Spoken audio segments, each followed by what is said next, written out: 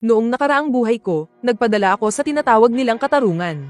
Ako mismo ang naghatid sa aking amang gangster sa bitayan bago siya mamatay.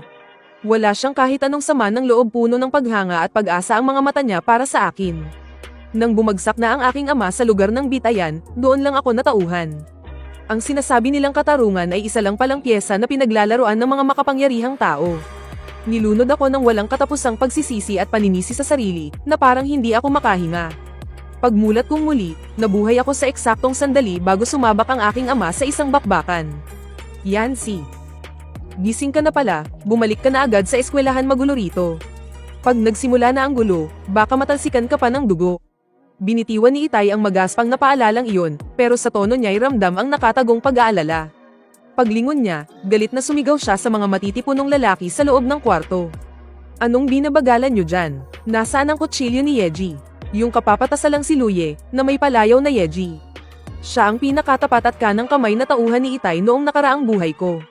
Sa bakbakan mismong ito, malupit na tinaga ang litid ng kamay niya, kaya naging baldado siya habang buhay. Ipinamuhay niya ang natitirang mga taon niya sa sakit at sama ng loob, mga kapatid, si Chenche. Yung tarantado na yun, tinatapakan na tayo sa pagkatao. Ninanakaw ang mga kargamento natin, winawasak ang mga sasakyan natin. Ngayon, gusto pa niyang agawin ang teritoryo natin. Papayag ba tayo dyan? Syempre hindi, sugurin na ang mga yon.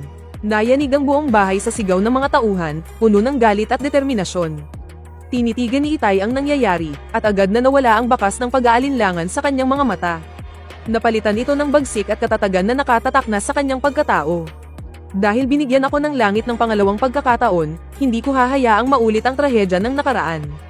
Sa sandaling hinigpitan ni Itay ang hawak sa kanyang itak, handa nang manguna sa pagsugod. Bigla kong iniunat ang kamay ko at mahigpit na hinawakan ang kanyang pulso. Nakakagulat ang lakas ng pagkakahawak ko. Oh, bakit, anak? Kulang na ba ang allowance mo? Kunin mo na lang kay Tio Leo mo, nagmamadali si Papa ngayon. Pagkasabi niyon, sinubukan ni Itay na iwaksi ang kamay ko. Pero napansin niyang ang kamay ko ay parang bakal na tiyaning nakakapit sa kanya. Hindi man lang gumalaw pa. Ibaba mo yung kutsilyo sa loob ng kwarto, sina Luye, Liu Fasheng. At ang 12 ng tauhan ay biglang natigilan lahat. Alam ng lahat na ang senyor ito ng pamilyang Zhang ay isang mabait na bata na nakatutok lang sa pag-aaral sa araw-araw, kahit pagkatay ng manok ay hindi niya matingnan. Pero ngayon, naglakas loob siyang pigilan ng ama niya sa pakikipagpatayan. Ano bang pinagsasasabi mong kalokohan, bata ka? Noong huli, halos inihina ako sa mukha ng gagong yun. Kung hindi ko siya tuturuan ng leksyon, tingnan natin kung paano pa siya kikilos dito sa Linhai City. Bitiwan mo ko, bumalik ka na sa universidad mo at mag-aral. Hindi mo dapat pinakikialaman ang mga maruruming trabahong to. Sabi ko ibaba mo yung kutsilyo, hindi ka ba nakakaintindi ng salita ng tao? Nagre-rebelde ka na ba? Ako ang ama mo, pinakikialaman mo ako. Yeji, ilayo niyo ang senyor ito at ihatid pabalik sa eskwelahan. Pamangkin, magaspang man ang sinabi niya, pero may punto siya, hindi para sa bata ang ganitong eksena, umalis ka na. Akmang hahakbang pasulong si Luye, pero bigla siyang natigilan dahil sa bigat ng presensya ko. Nanigas siya sa kinatatayuan, halos hindi makahinga. Alis, isang salita na kasing lamig at talam ng yelo. Dahil doon, lahat ng mga batikang siga sa silid ay biglang kinilabutan. Nanginginig sa galit, Zhang Yancy, nababaliw ka na ba? Para kanino ba tong ginagawa ko, ha? Di ba para kumita pa tayo ng pera? Para makapag-asawa ka at makabili ng bahay. Tumabi ka sa dinadaanan ko. Sa sobrang galit ng tatay ko, bigla siyang kumawala. Sa wakas, nabitawan niya ang kamay ko pero sa isang iglap. Humakbang ako pasulong, ang bilis ko'y parang isang anino. Bago pa makakilos ang lahat, parang kidlat na kumilos ang kanang kamay ko. Eksakto kong hinawakan ng pulsuhan ni tatay na may hawak na patalim, at madiin kong pinindot ang ugat sa braso niya. Kumalansang ang mabigat na patalim nang malakas itong bumagsak sa sementadong sahig. Nakabibingi ang ingay na nilikha nito, at biglang tumahimik ang lahat. Rinig na rinig maging ang paghinga, lahat sila'y nanlalaki ang mga mata. Nakatitig sila sa akin na para bang nakakita ng halimaw ang panganay na anak ng mga Zhang na mukhang mahinang estudyante. Ay naaga pala ng walang armas ang patalim ni Zhang Xiaoshan, ang tigre ng Linhai, pa, kung gusto mong mamatay at mabulok sa kulungan. Subukan mong lumabas ng pinto, hinding-hindi kita pipigilan. Hoy, buwisit kang bata ka. Ano bang alam mo sa ganitong buhay? Dinuduraan na nila ako sa mukha. Sa tingin mo may tatawag pa sa aking Kuya Xiaoshan, bukas. Tabi kayong. Sinong pipigil sa akin ngayon? Yumuko ang ama ko para damputin ng kutsilyo sa sahig. Malamig ang boses ko nang magsalita ako, malinaw ang bawat salita. Puno ng katiyakan na hindi mapag-aalinlanganan sa kanto, 2 kalye mula rito. May isang van na may 40 upuan, ang dulo ng plaka ay 8. Nasa loob si Kapitan Wang ng Criminal Investigation Team, hawak ang kalalabas lang na arrest warrant. At sa oras na mabahira ng dugoy ang kutsilyo sa kamay mo, binabati kita, 20 anyos agad ang bagsak mo. Baka matuluyan ka pa ng bala, paano mo nalaman kung nasaan si Haring Yamawang? Si Wang Linlin, ang kinatatakutan sa mundo ng mga kriminal. Binansagan siyang Haring Yamawang, sino mang bumangga sa kanya ay tiyak na laglag. Kung hindi ka naniniwala, magpadala ka ngayon ng isang tauhan na hindi pamilyar sa kanila para tingnan. Tingnan nyo kung nandoon nga yung sasakyan, at kung yung mga tao sa loob ay nagkakape lang habang hinihintay kayo. Hindi na nag-aksaya ng oras si Luye, agad niyang sinenyasan ang isang tauhan sa may pintuan. Mabilis na tumakbo palayo ang tauhan, bakas sa mukha ang pagmamadali at kaba. Pagkalipas ng 5 minuto, bumalik ang tauhan na halos matambo-tambo na sa pagtakbo. Namumutla siyang parang papel, na parabang nakakita ng multo. May parrot nga, nasa kanto lang. Kilala ko yung sasakyan yun ng mga pulis na nakasibilyan. May 2 pang sasakyang nakaparada sa tapat ng Lee's Restaurant, mukhang binabantayan nila ang lugar. Ang mukha ng ama ko ay agad na nagbago mula sa pamumula patungo sa pamumutla, at mula doon ay naging kulay abo. Agad siyang pinagpawisan ng malamig sa likod, na bumasa sa kanyang damit. Malinaw sa isip niya na kung hindi inagaw ng anak niya ang kutsilyo kanina, isa na siyang mamamatay tao ngayon. Nagising ka na ba sa katotohanan? Masyadong tuso itong si Chenche. Hindi yan katusuhan. Ang tawag dyan ay Dimensional Reduction Strike pa, taong 2000 na ngayon.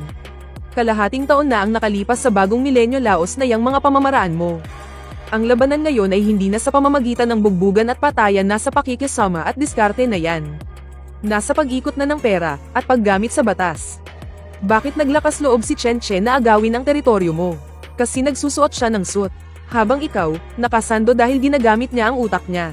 Ikaw naman, gumagamit ka ng kutsilyo siya, alam niya kung paano gamitin ng pulis para ipahamak ang tao.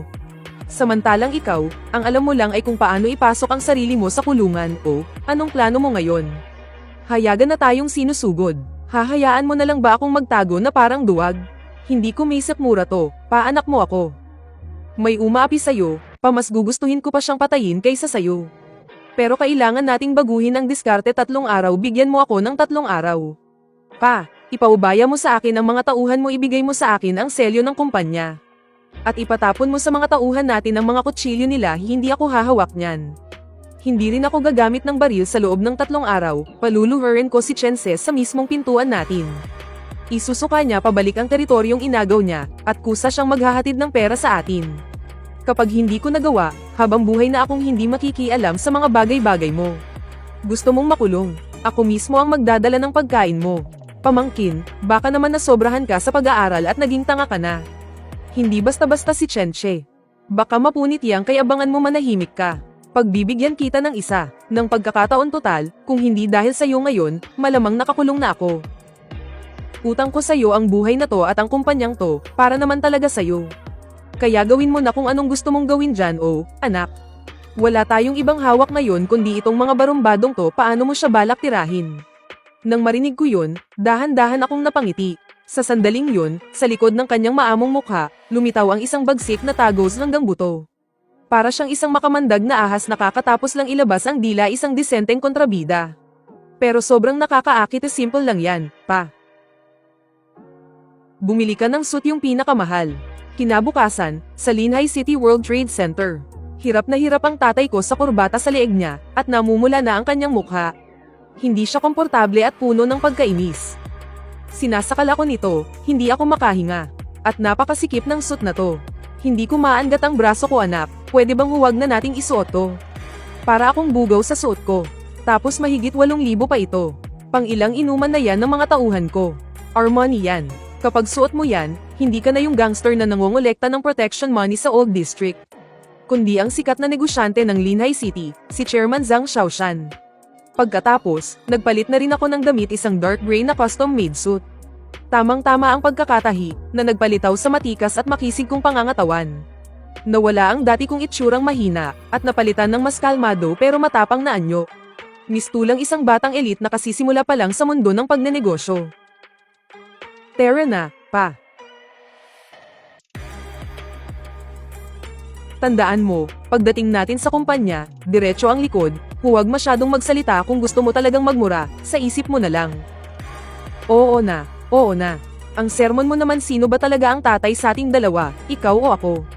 Ilang sandali lang, nakarating na kami sa Shaoshan Transport Company. Isang grupo ng mga lalaking nakahubad baro ang nag-iingay sa bakuran habang nagsusugal at nagyayabang.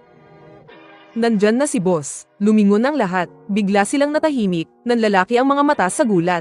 Puno ng pagtataka ang kanilang mga mukha nang makita ang dalawang lalaking nakasot na pumasok. Ang nasa unahan, na matipuno ang katawan, ay ang kanilang boss na si Zhang Shaoshan.